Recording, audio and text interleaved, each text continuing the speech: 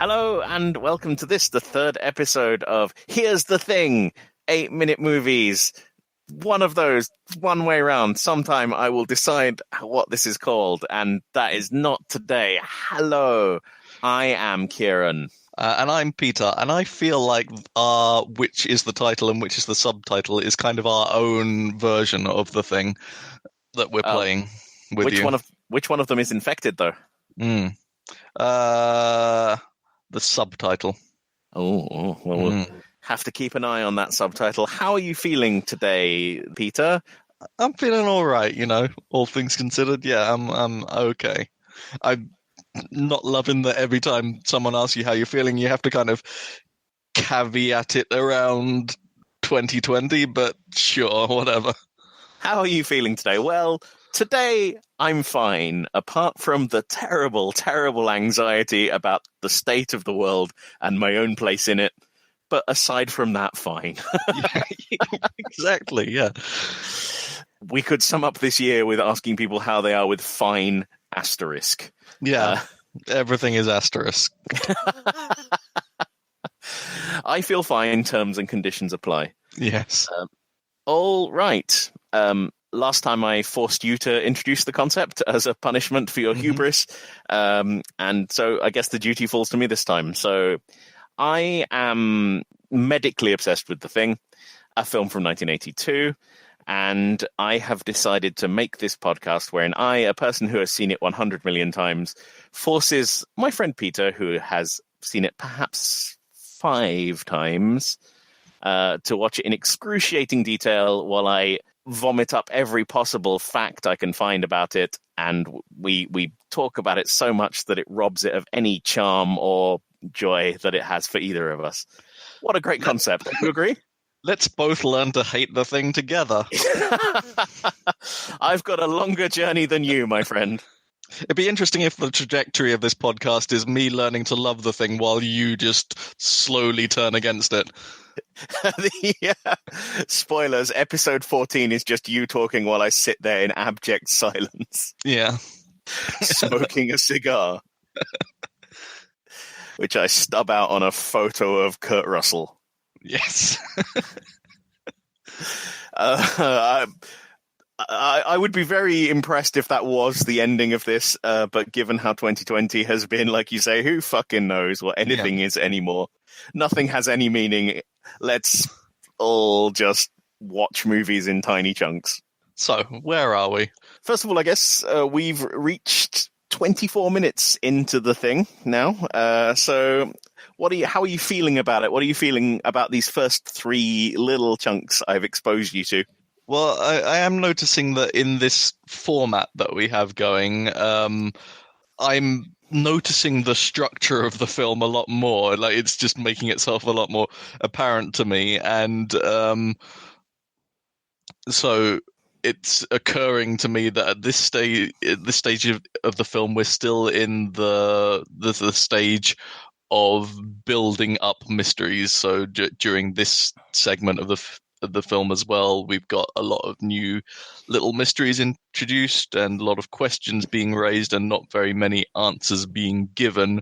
But it feels like also by the end of this segment, we're just going to start getting towards some answers not yet fully being provided, but starting to be hinted at.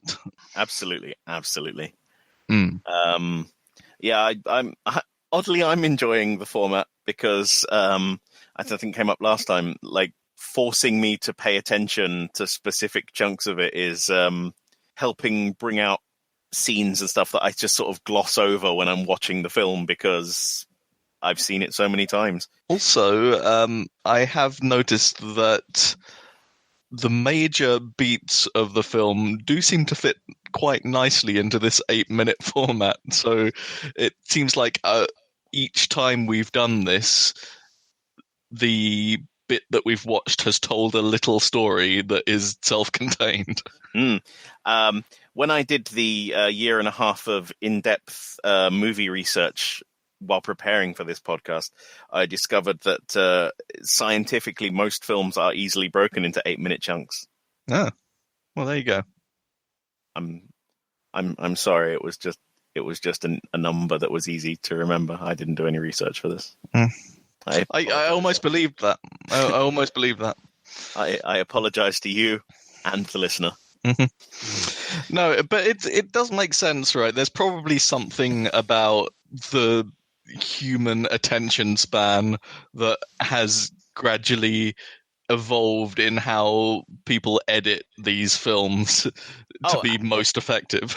Absolutely. The Thing is quite a slow burn film, really. I mean, it's not as slow burn as Alien, where, of course, you don't really get a hint of the alien until halfway through a 2-hour film. But I think it does sort of take its time getting to those mysteries that you brought up earlier. Shall we get into it then? No. First of all... No. Okay. Before we dig into the meat of the podcast meat, I thought we could talk a little bit about the 1950s The Thing from Another World film, which is obviously where all this ended up coming from. Yes. Have you seen the 1951 film The Thing from Another World? I haven't seen it. We did talk briefly about it before. There is a carrot involved. Yes. So, again, just to summarize it, The Thing from Another World is a 1951 black and white horror film based on the 1938 novella Who Goes There by John Campbell, which is where all of this stuff came from originally. It sticks fairly close to the plot of the book and differs in, like you say, that the monster is what they call a sentient carrot, originating from plant life but needing to feed on blood to survive. There's no shape-shifting, really, which was probably budgetary in 1951. It was produced by Howard Hawks, who came to be known for his strong female characters, and indeed there is one of those in The Thing from Another World. The film, as we've mentioned already, starts the same way as The Thing, with the no real opening credits and the letters burning in on the screen. Yeah. How much money do you think it made in 1951, and how popular do you think it was? I mean, wow, I don't even know how much money a very popular film from that period would make. I know. These are difficult and unfair questions. Yeah, no fairness in this at all. Like, I could pluck a number out of thin air and have absolutely no idea how plausible it is. Let's say, sorry, what were the two things? It was how much did it make on release, and how popular was it? How popular in what metric? Any metric you choose. Let's go with that. All right. On a scale of 1 to 10, where 1 is not popular and 10 is the most popular. Okay, then I am gonna say how much money it made. See, that implies it made money, but maybe it lost money, which is plausible as well. I'm gonna say it about broke even. Is what I'm gonna say. Okay. And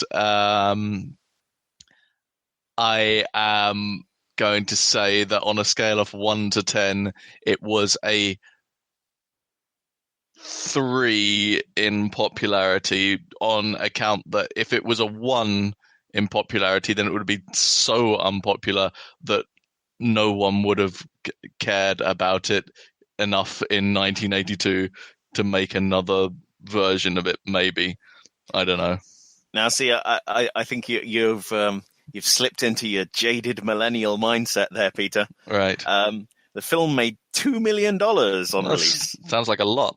Which is $21 million today. And in 1951, it was more popular than any other science fiction film released that year, including The Day the Earth Stood Still and When Worlds Collide. I've seen at least one of those. Yeah, it was the 46th most popular film released that year in any category. Huh. Yeah. I just didn't think it would do anything. No, hugely popular, apparently. Which, of course, led to it being re-released over time. And John Carpenter saw one of those re-releases as a child which caused him to read the short story in the high school. And here we are now. Yeah, I mean, I guess I got one thing right, which is that if it had completely died, then I don't think anyone would have really known or cared about it in 1982. Oh, no, absolutely, absolutely. All right, so are we getting into it now, or are you going to thwart me at every turn? Yeah. Do you know what? Now is the time. Now is the. I like how you're surprised when I say no to you every time, despite me reading you the script before we start recording. Well, good. Let's get into it. Well, fine. Let's do the podcast then. All right. So before we start, I'm just going to review your answers from last time to the questions I had. So to who is infected, and currently you think that's just Norris. Yeah. And what happens next, which is they land at the wrecked Norwegian camp. You still think you might be all right with that one? I think I'm all right with that one, yeah. Yeah, I mean, you have seen it now. Yeah. Marvelous. Then let's watch minutes 16 to 24 of The Thing.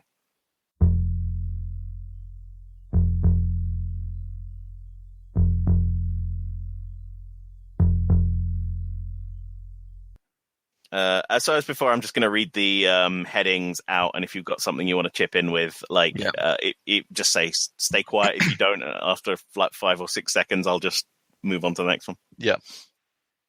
The helicopter crosses the snowfields. So this is all filmed above the ice fields of Juneau, Alaska. Mm-hmm. All the exterior shots. If you were a real helicopter buff, you'd notice that the helicopter exterior and interior don't actually match up. It's a different model of helicopter. The one they're filming from the inside of it has a wider canopy so they can get better shots out of the front of it. All right, okay. The exterior helicopter shots are all filmed in Juneau, Alaska. The interior shots are all filmed in Stewart, British Columbia. Oh, so they're actually filmed in a different helicopter and in a different location. Exactly, yeah. Filming stuff is weird. Yeah. Many of the shots in this 8-minute section are jumping back and forth around the globe where they're actually filmed. Yeah. I did notice just immediately from this point onwards, there seems to be a more traditional use of scoring through the whole of the next segment, actually. So I hear harps in here, a lot of strings. Piano, some wind instruments, some brass later, I think.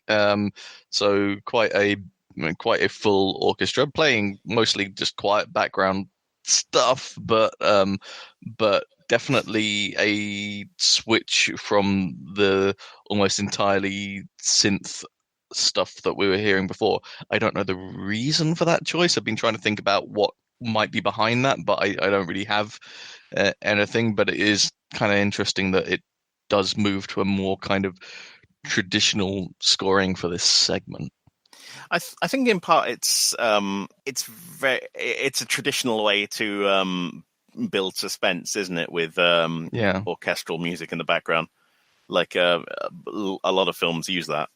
Well, maybe it's just because the thing isn't here. The thing has been here, but it's not here.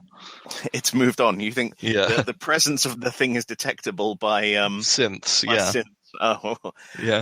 We'll definitely test that theory later. Yeah, but it's an exciting one. I like it. Mm. The two men arrive at a burned-out camp. Does this camp look at all familiar to you?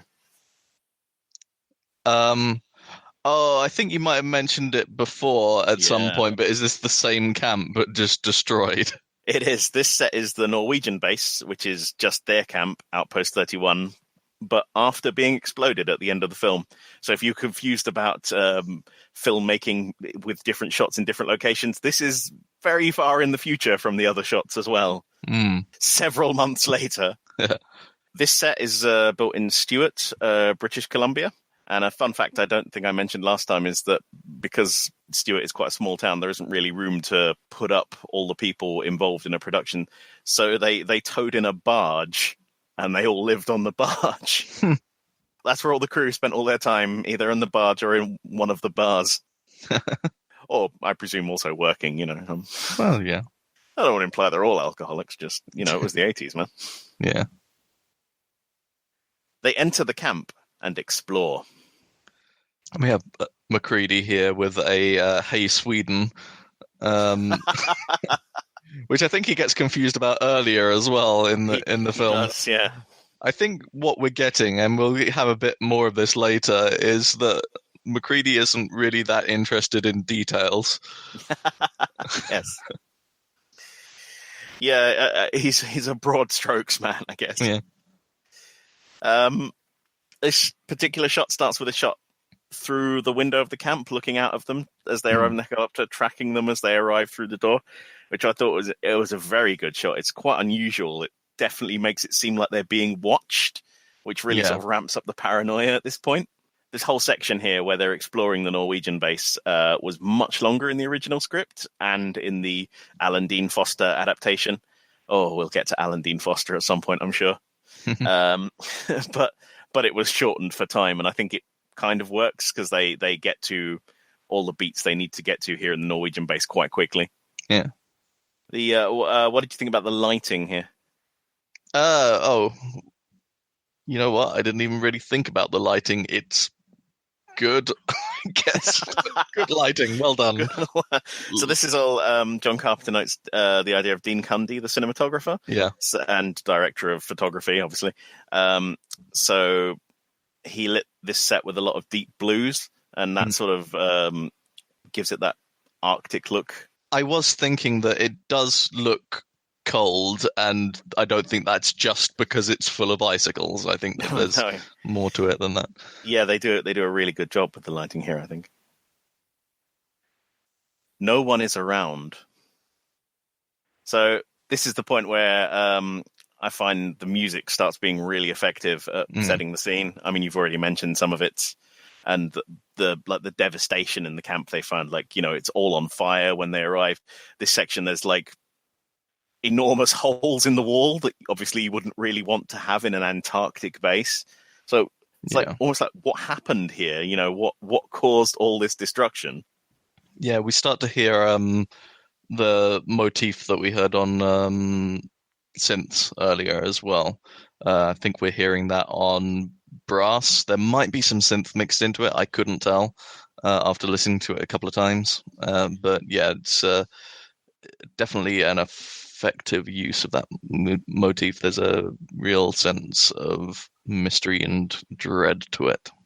I mean, we spoke briefly before the podcast started about the orchestral aspects of the score, and we couldn't really seem to find anything out about them at the time, aside from that an orchestra definitely was involved at some point. Yeah, and we don't know what orchestra or where it was recorded or anything like that, but we know it was conducted by the composer, but apart from that, don't know. They find a bloody fire axe embedded in a door. Now, do we find out how that got there in the prequel? Yes, absolutely we do. So in the prequel film, there's a thing crawling on the wall, and a guy chops it in half with a fire axe and it gets embedded in the door. So that's all thing juice on the axe there. Probably not the best to grab. This is an interesting point to talk about some of the stuff from the prequel that I'm not an enormous fan of, is that it really does go through all the beats you'd expect. So if there's something in this base that's laid out now that's a mystery, that mystery will be explained in the prequel. Right. You will see what happened to X and Y in gratuitous detail. And I'm just not sure it needed to be done, because as with so many things, the scariest thing is what's in your imagination, right? Not what you've been shown. I guess since they decided to do this prequel, they felt an obligation to answer all those questions, and it's just a bit on the nose, maybe, just to kind of tick all the boxes. Yeah, exactly. It is a very fine line to walk, and I do respect the work that they put into it. Obviously, there's a lot of work that went into matching stuff shot for shot from this film. Yes. It's just that I'm not sure whether the project should have been embarked on in the first place. Right. And there are some choices, I think we'll get to one a bit later, which seem a bit weird.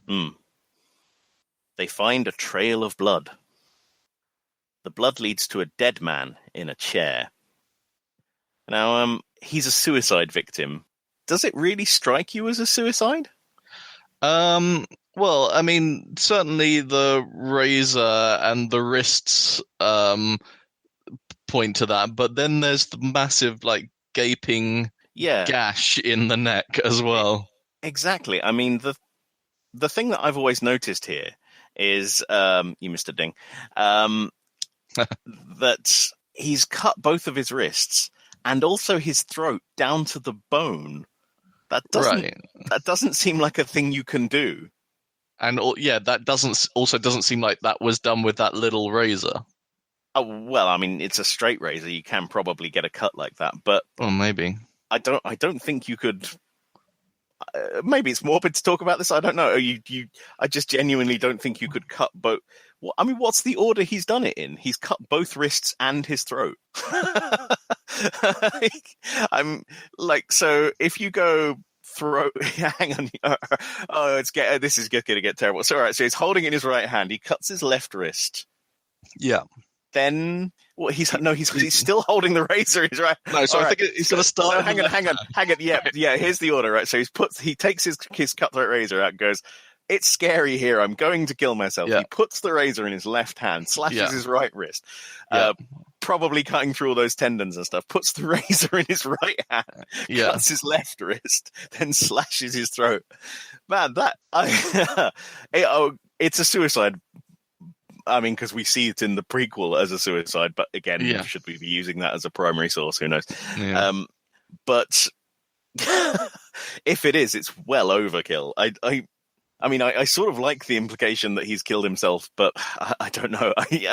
It seems like the gist is that something happened that was so scary that he killed himself extra hard. Yeah, and so at this point, the base is already cold as well because the blood is going to be frozen as it's still coming out as well. Yeah. So there's a lot going on there. Jumping around in time and space again. This is filmed in Los Angeles at Universal Studios, and this is actually the first rubber effects shot for Rob Bottin in the film. The suicidal man, and they were all a bit worried because it didn't look that realistic.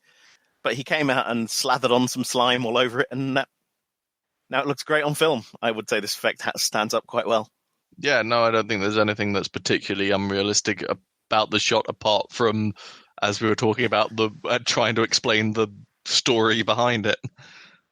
Well, I mean, again, we don't know all the facts. Maybe he was a juggler. Yes, that's true. I believe it's pronounced jugular. Oh, you. They find notes and a video camera. I'd just like to say that this foreshadows every moment in a video game where you find an audio log for the rest of all time. And we kind of get another thing here of MacReady not being really interested in details here, because there's a brief exchange between MacReady and the doc here where he says, like, "What are you doing?" And the doc says that he wants to take the notes with him. There might be like important work here, whereas MacReady doesn't care. It's getting late. We should move on. Yeah, I agree. I think it's also reminding the audience that they're pressed for time. Remember from the last episode, the storm is closing in. Yes. And if achieves whiteout before they're back, then they're both going to die. They find a block of ice with a hole carved out of it. So I think just briefly, we are going to have to go back to the prequel here, because this is one of the few bits that I remember from watching the prequel, is that the thing just sort of bursts out from this in the prequel, which does not seem like a very good interpretation of what we're being shown here. Yeah, I completely agree. This is one of my least favorite bits about the prequel, is that it just bursts out of that thing like a stripper bursting out of a cake. You know what I mean? Yeah, like, leaving behind a perfect rectangle in its wake. The only way I can think that might have even worked is if it decided to just heat itself up really hot on the outside, so all the ice melted around it, and then it was just like boom out through the soft bit at the top. But I am not giving them the benefit of the doubt on that. You like an icy thing bursting like that is absolutely not going to work that way. Okay, but hear me out. What if, like, all the while it was in there biding its time, very slowly punching like a dotted line around the ice, and then wham. You think it's super into perforation? Yeah. Well, I mean, sure, but maybe of like your intestines or something. Dear. So, I mean, I would like to think that what we're actually being shown here is at some point they attempted to cut this thing out of the ice manually. Yeah. Oh, absolutely, absolutely. And this whole scene is a homage to the 1951 film, where they that's precisely what happened. The 1951 film spends a lot more time at the UFO and doing things near the UFO. So the UFO crashes, they go to the UFO, they accidentally blow the UFO up, they find the pilot embedded in the ice, they cut out a big square of ice, they bring it back to their base, and they don't actually cut it out in that. They leave it in a room which is accidentally warm, and it breaks its way out of the ice. But the big ice cube is definitely in the film. Yeah, I think these spooky strings here, going back to music, are excellent. They really heighten the tension of the scene. And I think this is actually one of the first Carpenter recorded tracks in the show. Yeah, and actually this is one of the parts of the score that stuck out to me even before we'd decided to do this whole podcast, is that I remembered this as being one moment where the strings are very prominent and very prevalent, which is not the norm necessarily for the score. But in horror, you can't beat a bit of spooky strings, can you? Yeah. And again, it's saying the thing was here, as evidenced by that hole, but is not here now. So you see, this is my whole string thing theory. If your theory comes out to be correct at the end, I'm going to be so pleased. The men leave to return to camp. They find a burned body. So I guess this is the first real clue as to the nature of the thing. You don't really get a very good look at it at the moment, but there's definitely something weird about it. You can see that. Yeah, it just looks like a weird smoking skeleton at this point. Yeah. The monsters in this film, like the skeleton here and some other ones that I'm sure we'll get to, they're slathered in a chemical called carbapol, which is actually the binding ingredient used in Twinkies. Delicious. So they're all delicious. Don't lick them. We'll get to that. The other ingredient that makes them glistening is KY jelly.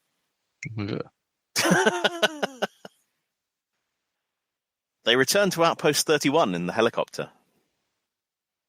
The dog watches them return through the window.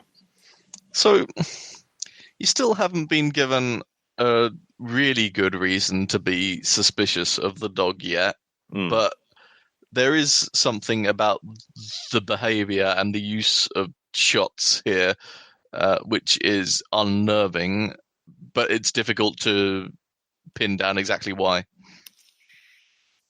Yeah, I mean, absent the knowledge that we get later on, it just seems like a weird shot. Why is the dog watching them arrive back with such intensity? Why does it seem interested in the fact that they've brought something back with them? The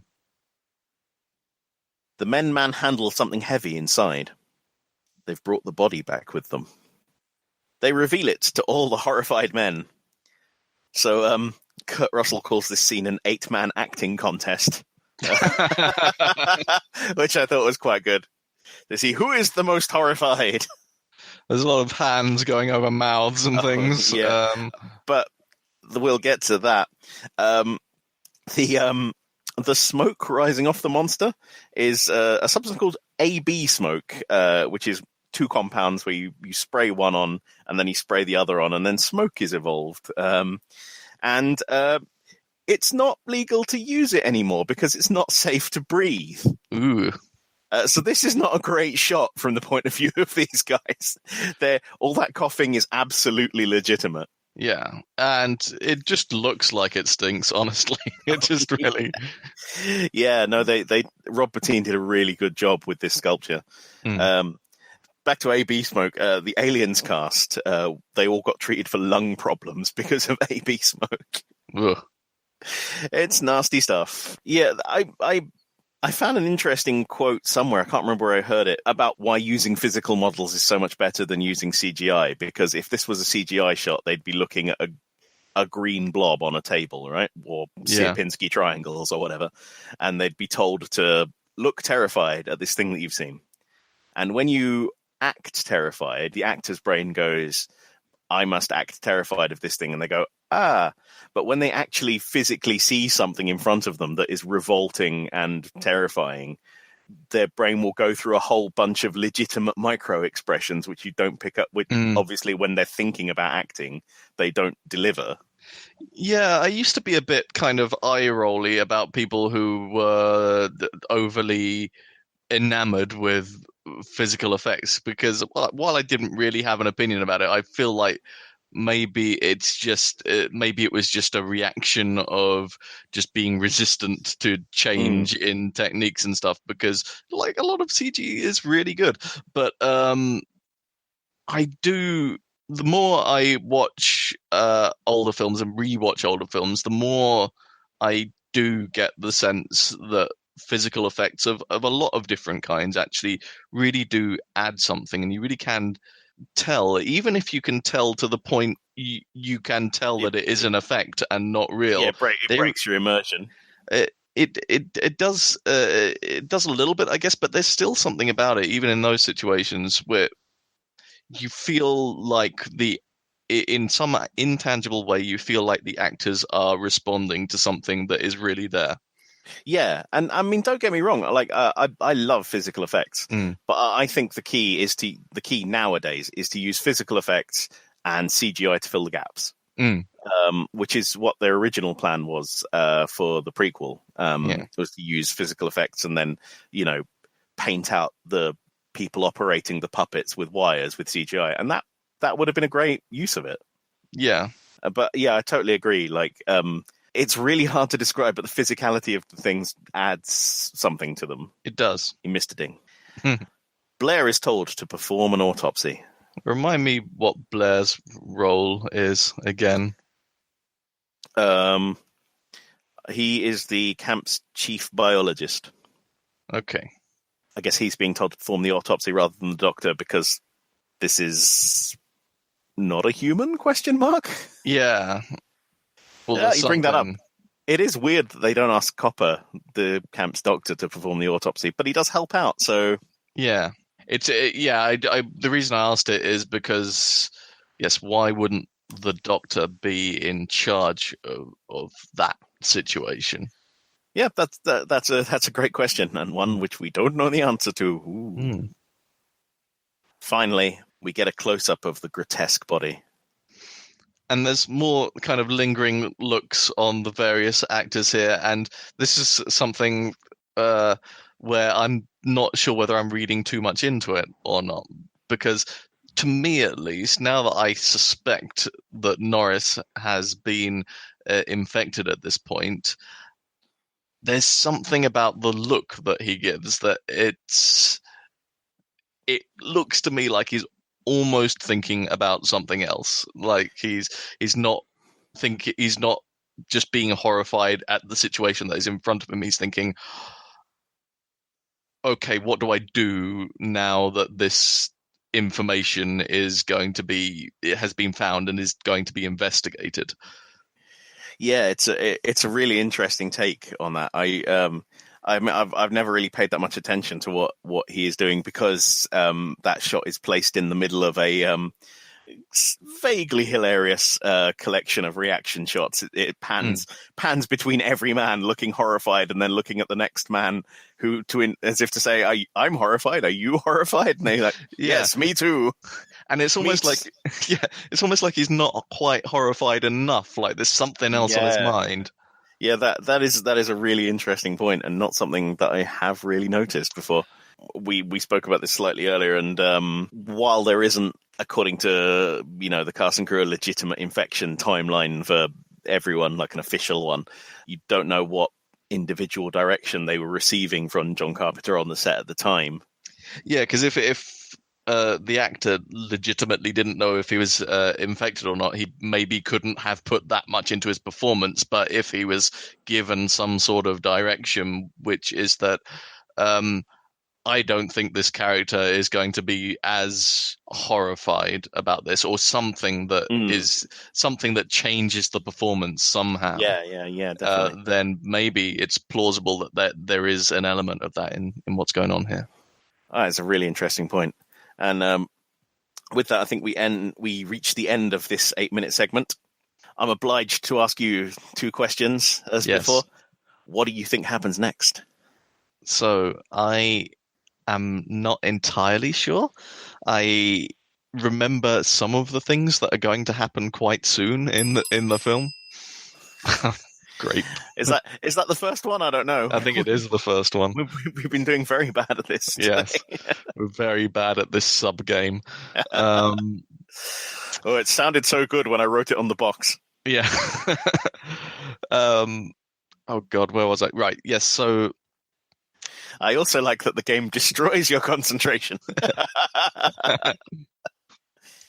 I can't say that I am aware of exactly what happens next, but here is something that I think is going to happen very soon in the film, is that Dr. Blair is going to go off on his own, and he is going to start running some simulations on his computer, and figuring out how this infection works, and figuring out the likelihood that someone else is infected. But the problem with this is that they've got to get further down the plot for that to happen. So that can't be the next immediate thing that happens. I just remember that it happens quite soon. So I'm trying to think what immediately happens next. I think we got to get. I think before we get there, we've got to do the thing with the dog. Yeah. I realized as soon as I said it, I nearly dung myself. We wouldn't want you to dung yourself. Not on a recording, anyway. So what do you mean by the thing with the dog? Yeah. So I think what happens is that they're doing the autopsy, and we might get a few shots of that. I believe we get some shots of people cutting into the body, and at some point, somewhere else, the dog is just around, and someone is going to tell Clark to just deal with the dog, put the dog away with the others, and then the dog is going to be sent to the kennels with the others. I'm gonna say now that's a very, very good guess. They do the autopsy, the dog is around, and someone tells Clark to put the dog with the others, and it goes to the kennels. Yeah. Now, it probably hasn't happened, but has your infection timeline tracker changed? No, and by that I mean that there might be more than one person that is infected at the moment, but you have no evidence to go on. But I've got no evidence. Okay, so on who I don't think is infected, I think we can safely say MacReady isn't, because I believe we have some scenes with him later where he's on his own and not acting like he's infected. Dr. Blair, not infected for a similar reason that we see him later on running simulations to find out who might be infected. I don't think he'd be doing that if he was. Gary, not infected because we see that on-screen infection, I believe, happen much later in the film, and he actually gets infected by Dr. Blair, I believe. Dr. Copper, not infected because we see him get surprised, attacked in quite a memorable way later on. in the film. And for everyone else, I would say at the moment I am less certain whether they have been infected or not. So everyone else is sort of a maybe. I don't think Childs has been infected, though, I will say. The only definites on your list are Norris, and your maybes are Bennings, Fuchs, and Childs.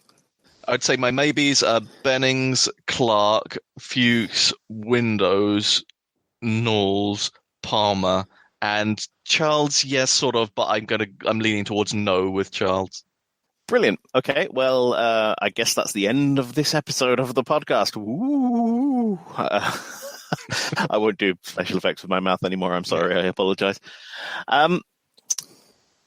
So I think it's traditional to end with where we can be found on the internet. I'm Kieran J. Walsh on Twitter, and you are Kestrel Pie on Twitter, like the worst kind of meat pie you'd ever get, but without the E. Yes, Kestrel like the bird, and Pie like the irrational number. That's almost a catchphrase now. It is. Not a very good one. Well, it's been lovely working with you and lovely doing this for you, the listener. Have a lovely day. Goodbye. All right, then. Bye-bye.